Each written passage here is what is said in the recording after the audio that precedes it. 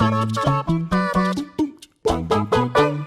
guys, I'm Adam Wilbourn from WhatCulture Football. And I'm Wilbourn and Nicholas from WhatCulture Football. And we are here with your football news. First story of the day, Real Madrid have admitted something we kind of already knew. They made a huge mistake in messing up the transfer of Gareth Bale to China. This is a story that has rolled on and on. It's sort of been covered again today with Gareth Bale basically saying, I don't want to play against Man City tonight. And Zidane going, fine, I probably wasn't going to play you anyway, because he's played about 10 minutes, it seems, since they've gone back following the pause due to the ongoing global bastard. But yes, Real Madrid, according to a report from The Telegraph, said that they made a huge mistake, as I said, blocking Gareth Bale's move to China, where he was set to make £1 million a week. He was going to be joining Chinese Super League side, apologies in advance of this, Jiangsu Suning last summer. But at the last minute, the free transfer was blocked by Real Madrid. I believe reports around this centre around the fact that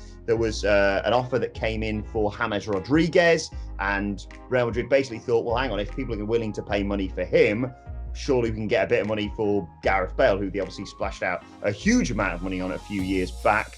He was going to sign a 3-year contract. Subsequent to that, we did a whole podcast basically on this. He has sat on the bench and done nothing.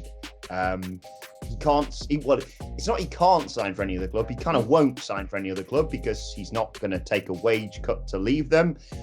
Real Madrid are in a weird position where they want to get rid of him, but they can either, pay off his entire contract or just let him sit on the bench, really. A no-brainer, this, that Real Madrid have suddenly gone, yeah, kind of screwed that one up, but they're not wrong. They're not wrong, are they? And let's be honest, if you're Gareth Bale, and yes, you could argue he's sort of heading into the latter stages of his career, you'd think maybe he wants to play football more. But from his perspective, why should he leave? They were daft enough to sign him up for a contract that big. I think it's a battle of wits here, and realistically, if he stays there long enough, there's bound to be a scenario where he ends up actually getting another shot. Maybe begrudgingly, but he'll end up winning the battle of the wits because, 2 years left, 1 year left on his deal at this point? All he has to do is just wait it out. He's going to get a ridiculous amount of money, and unless a team is actually going to put up that money. We've seen a similar situation with Mesut Ozil over at Arsenal. Mm-hmm. Nobody wants to match that wage at all.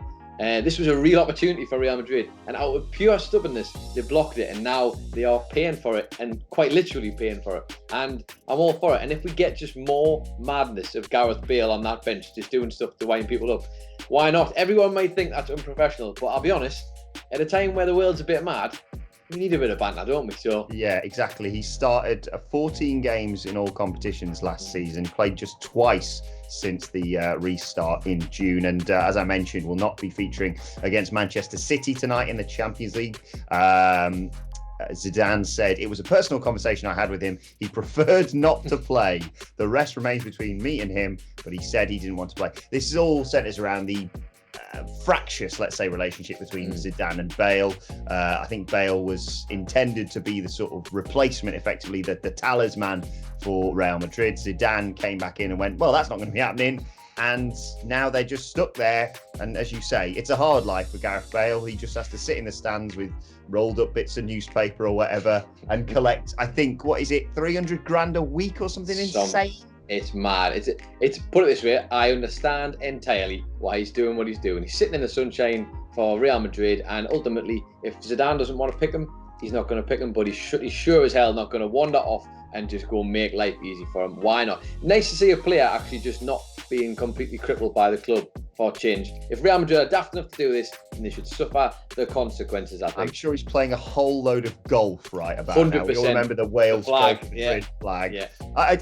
It's weird. I would love to know in the comment section what Wales fans think of this. Because presumably, obviously, look at him. He's not exactly just piling on the pounds. And I've no doubt that if Wales had a game tomorrow, he'd be the first name on the team sheet. And yet, he's just not playing. It's good in one way because he's not going to be getting injured, but also he's not having any. He's LMP, in the words of Football Manager, lacking match practice. Indeed, and it's just a complete strange scenario for him to be in. But I'm sure he knows what he's doing, and if he doesn't, he's making a lot of money. So I guess there you go. But you mentioned the Champions League. Let's move across to its little sister, if you will, the Europa League. And last night we had a bunch of the matches on, and Wolverhampton Wolves are one of the teams who will be going incredibly into the quarter-finals of the Europa League. They won 1-0 last night. Raul Jimenez goal early on got them the win against Olympiacos. 2-1 on aggregate overall.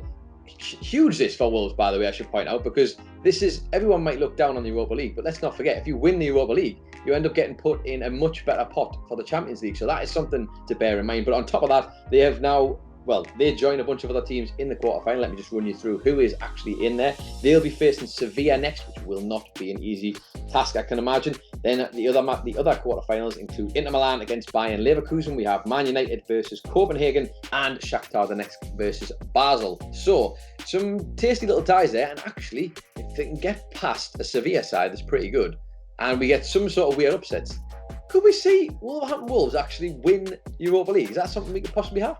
Well, potentially. I believe with the way the draws happened, obviously because it's sort of a surreal situation to be in right now, I think if they win the quarterfinal against Sevilla, which is, like you say, is no mean feat, they'd face United in the semi-finals. So you could get Wolves or Man United against Inter Milan, which would be a hell of... Suddenly people would be caring quite a lot about the Europa League. Like you said, the Wolves fans that I know are just absolutely ecstatic to be where they are right now. Obviously, they'll be gutted missing out on the Europa League in terms of league positions just because of the way the FA Cup ended up with Arsenal winning it. Had Chelsea won it, they'd have got that extra spot there. But a sensational achievement. I couldn't get over the foul committed by the goalkeeper to give away the penalty last night. Just tried to take a really heavy touch in the penalty area, and then when the Wolves player got in front of him, shove him in the back. I mean, of course it's a penalty. Raul Jimenez, I'd be very concerned if I was a Wolves fan if you get knocked out of the Europa League, because I sense there's a long list of clubs that would love to buy him. We'll get on some transfer talk in due course. But sensational achievement, regardless of what happens next. Quarterfinals in the Europa League by Wolverhampton Wanderers.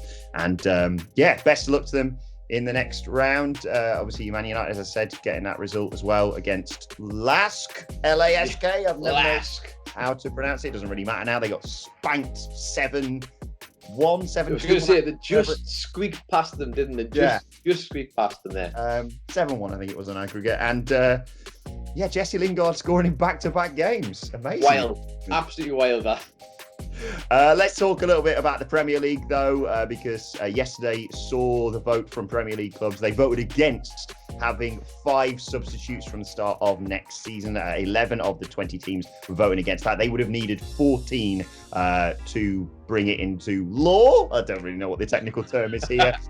Unsurprisingly, the, no offence, smaller clubs said, we don't want to allow the likes of Man City, Liverpool, Man United, etc., to be able to bring on 5 world-class players against us next season. I think it worked for the reasoning that was given during the sort of weird end of season, but I think fresh start next season, I think it's the right thing to do. I saw a great tweet about this, which was like, it was from, I can't remember, a supporter of a lower mid-table club, let's say, who said, probably for the best, so Man City can't bring on 5 of the Avengers against us if we're beating them. So I completely agree with this. I do understand it. I do get it. From that perspective, it's a very daunting prospect, that, isn't it? Because that's a lot of fresh legs to bring on. That's pretty much half your team coming on there. In fact, it is half your outfield team coming on. But ultimately, I don't know. Is there a case that it might have been useful for other teams? Like we saw, for me personally, obviously I realised it was all just really for the restart, but I was a big fan of the drinks break, and I kind of liked the 5 subs thing. Now, is that because Newcastle started fair enough, much better at the beginning of it? Quite possibly. Maybe Steve Bruce is slightly better of a manager with 5 subs. I'm not one here to say that, but I do wonder if the benefits might have outweighed that. But then again, when you put it in terms of if it's 70 minutes and someone like a Man City are bringing on 5 of the best players in the world who just so happen to be sat on their bench, maybe I can probably understand this one, actually. Yeah, exactly. Oh, you get a good result here. It'd be a shame if someone brought on Bernardo Silva, Jesus and Zinchenko. It's like, well, that's not very fair, is it? Yeah, I think it's I did like the fact it would give youth players or developmental players a bit of a chance, a bit of a run towards the end. Obviously, Liverpool kind of wrapped up the league, so just sort of let anyone have a go, basically. But yeah, I did like that. But I think fair's fair. I think all the promoted clubs voted against it, and you can probably guess the others that would have voted for and against it. So it's probably the best decision.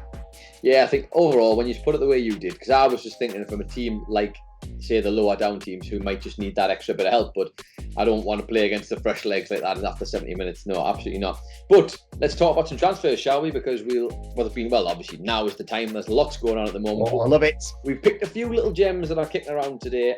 One of the big ones that I find might be quite notable, I believe it's going to be floating around the title of this video indeed, is Barcelona potentially being interested in the signing of Kaglar Soyuncu from Leicester. Now, obviously, the man has proven himself as a fantastic centre-half, genuinely a great season for Leicester. Yes, they might feel like overall they should have finished a little bit higher, but ultimately, if you're a Leicester fan, now is a good time, in my opinion. But this guy's been fantastic all season, great defensively, and chips in with a bunch of goals throughout the season. But they're looking potentially at trying to grab him for 40 million euros. It might cost them from Barcelona, which sounds like a lot, but then again, when you compare it to some other transfers we've seen recently, maybe it might be a steal. That's being reported by multiple sources, to be honest, across the board.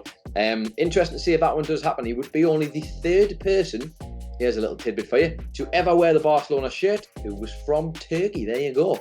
Little good bit of stats, like that. You can take that one to the pub this weekend, as long as you're keeping your distance from people. On top of that, however, we also have Højbjerg from Southampton, who's potentially joining Tottenham. And I say potentially, that's all a done deal at this point, it seems. Fabrizio Romano is reporting this, the sports journalist, who basically said on Twitter that Højbjerg will be joining Tottenham on a permanent deal from Southampton. That's been confirmed, and that is set to go. Another player who's had a great season at Southampton, a team who, in fairness, have done miles better than what they have in previous seasons, and probably a welcome addition to that midfield at Tottenham. And last but not least, before I jump to you for all your thoughts on these transfers, Mr. Wilbourn, Willian, a man who we've reported quite heavily is potentially going to be heading towards Arsenal. Well, it seems like that is getting closer and closer. The talk seems to be, as Sky Sports are reporting, a 3-year deal potentially for him to swap the colours of Chelsea for the colours of Arsenal. Obviously, that'll be going through as a free transfer. But on top of that, there have been talks of other teams interested, and a late interest from Barcelona again, which sounds